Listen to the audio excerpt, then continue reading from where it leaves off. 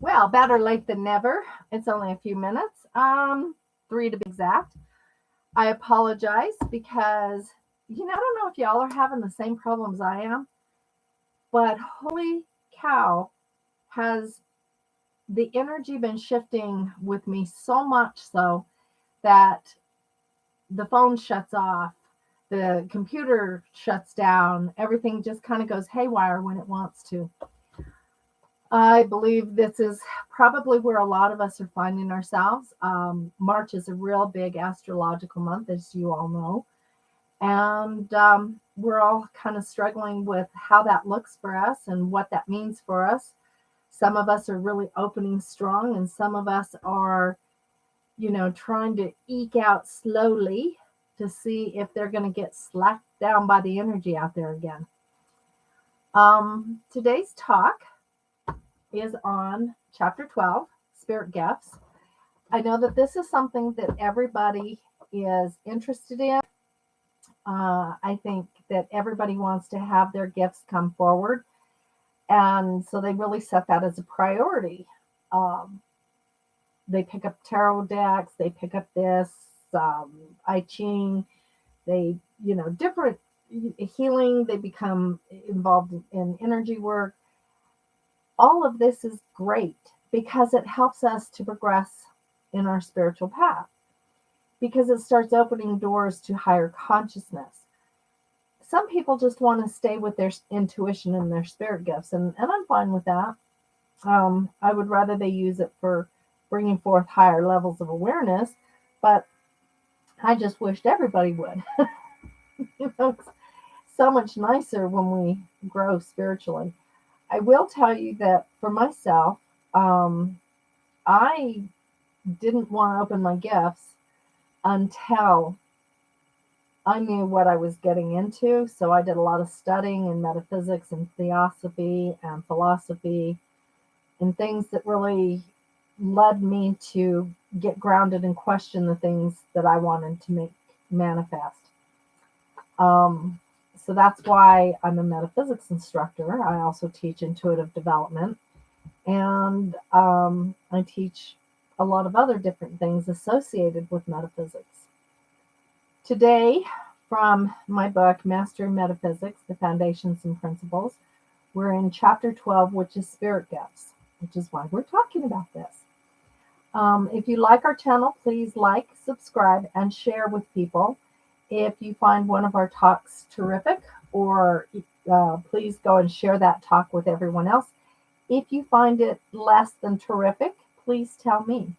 I'm happy to hear feedback. I believe that people who share what they perceive or their information will help me grow. So please feel free to help me grow. I'm Michelle Vidal, and I am the owner of Resonant Essentials. I have the honor and privilege of working with Brother Francis, and have done since 2015 or 16. He would know because he's the numbers guy, as you all well know. And Johanna Rader, who is our astrologer down at Resonant Essentials, a very gifted woman who came to us. She was actually filling in for the astrologer who was making up her mind whether or not she wanted to continue doing astrology. And we loved her so much, we kept her. And as the other woman, it was like divine timing, because the other woman decided she didn't want to do astrology anymore, and she was moving on to do other things. So thank goodness we got Johanna. She's head of our astrology group, Albuquerque Astrology Group, and she brings us a wealth of information every Sunday. So, starting with the first of the chapter of Spirit Gifts, it's page 121. The village doctor, the midwife, the witch, the temple priest, priestess, the mystic, the oracle. These are just some of the names that were given to people who have expressed their gifts of spirit. Over the centuries, there have been many names for those that embrace their gifts of spirit. For some, these gifts come naturally from birth. Others have to work to develop their gifts. We had all those gifts and many more then lost them when we lost our memories of our true selves and our creation. It does not matter if we call it women's intuition or gut feeling. Those gifts, once they are developed, give us the gift of truth and a connection to our higher self, our God self. Each of us has some level of ability. Each of us has come across varying opportunities to develop it further, either by sheer chance or by design. Some people who struggle with the concept of developing their spiritual gifts may not do so because they are scared, or maybe they were taught by religious doctrine of their faith that their gifts are from Satan. Many people may not be able to develop their gifts because they abused them in a past life. To some degree, this is true only because we create our own experiences of thinking negatively about our gifts. We can choose to work on developing them in this life. By choosing to do so, we should understand it is a serious undertaking, and we must take responsibility for our gifts with integrity. When doing so, you will be able to set your intentions for the correct teacher to show up to aid you in your quest. Some people may not be able to progress as quickly as others. This is why we must choose to set in motion our desire to attract the best teachers for us. Many people take a quick weekend course for an exorbitant amount of money to develop their gifts. Unfortunately, they aren't taught that after the weekend is over and the trainee needs to practice, working continuously to improve his or her skills. By training daily, the accuracy of the gift improves and the skill set keeps developing. Just taking the weekend course is not training enough for anyone to go out and start practicing for money. The people who offer these courses will still help you progress spiritually. It just may not be in the way you envision. What is of major importance is the development we work toward today will help us in this life and in all our lives. I felt really um, impressed to talk about this, both in the book and also here with y'all. One of the hardest lessons that we have to learn here is that we have a amazing opportunity of bringing forth higher consciousness. We struggle with understanding that because we're so quick. We want to develop and we want it now. People are saying, well, the energy is perfect. I can do all these amazing things. I can become a master of this in 3 weeks. I can become a master of that in 6 months. If you understood that even the master will tell you it takes lifetimes, and there's still no master. They are still a student. And this is never more true than it is today.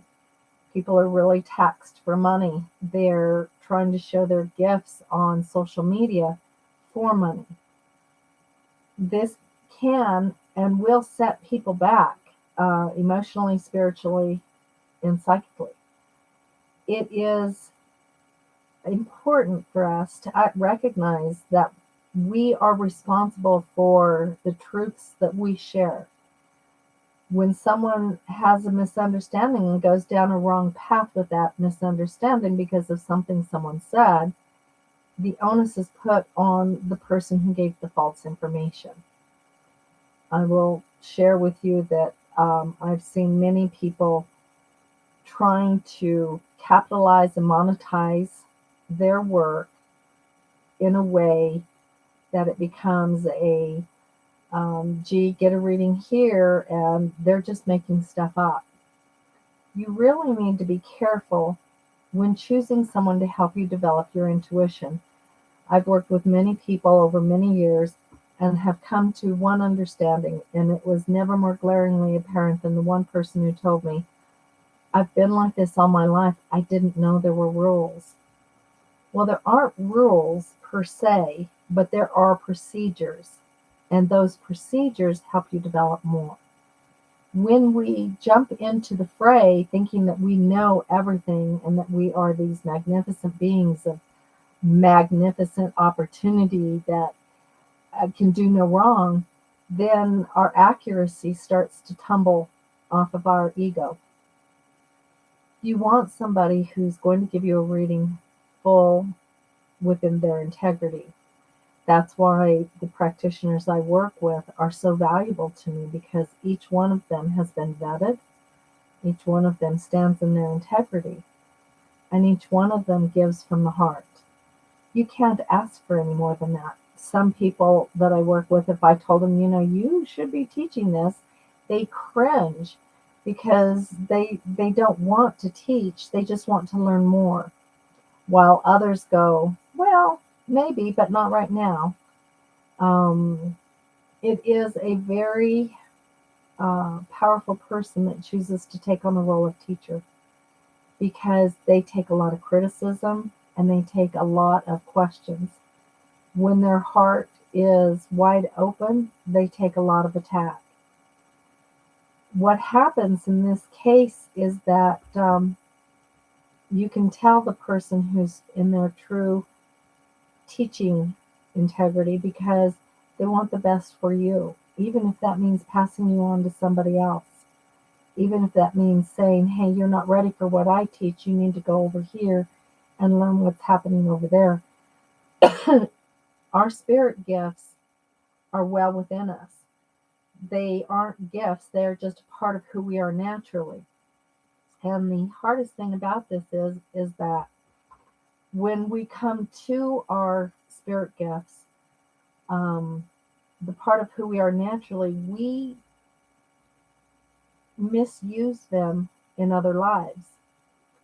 Oftentimes trying to gain prestige, fame, fortune, all of the above.